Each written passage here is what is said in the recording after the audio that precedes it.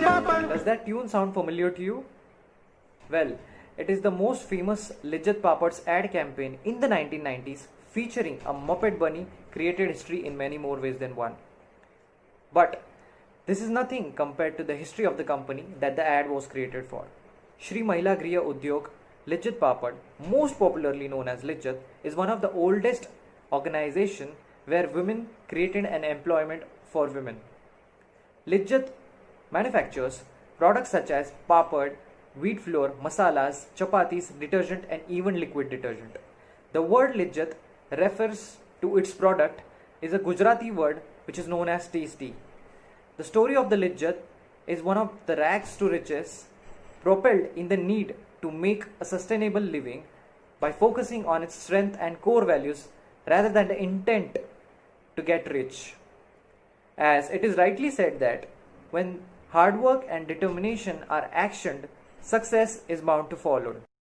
Lijjat was a brainchild of 7 Gujarati women from Mumbai who wanted to start their venture, creating a sustainable livelihood by using the only skill they had, cooking. These women borrowed 80 rupees from Chhaganlal Karamsi Parikh, who was their mentor and even a social worker. On 15th March 1959, in the atmosphere of sunny day, they all gathered on terrace and started the production of 4 packets of papad. They sold these packets to a known merchant in Bhuleshwar, which is the popular market in Mumbai. Initial days for Lijjat were not easy. The organization had its trials and tribulation. The women were used to make 2 different papads, one for the rich family and another for the inferior ones at a cheaper rate. However, Chhaganlal realized this and advised the women to make a standard papad and never compromise on the quality. He also emphasized them to make this business professional by adding more members and managing financial account.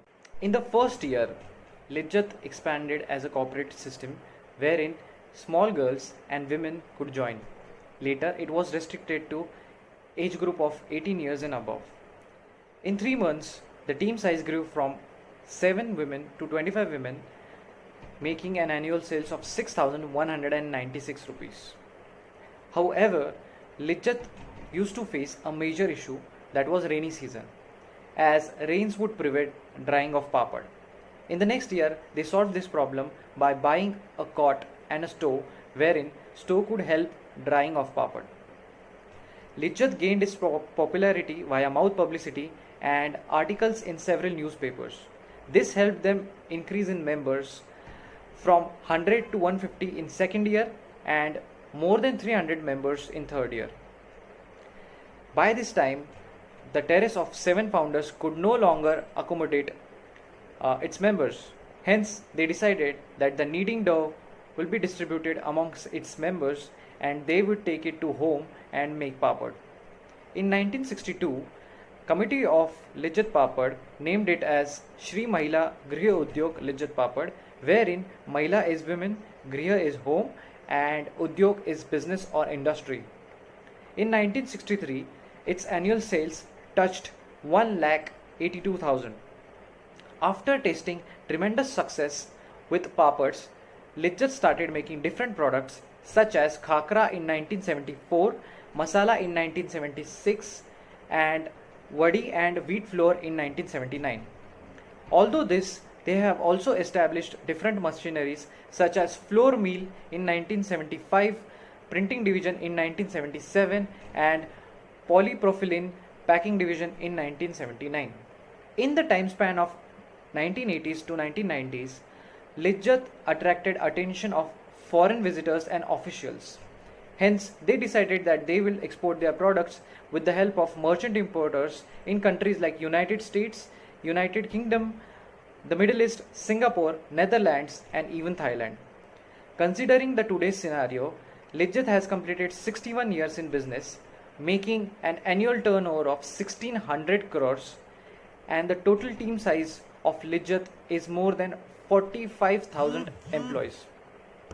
Lijjat believes in philosophy of Sarvodaya, that is economic and social development of a community as a whole, and even collective ownership.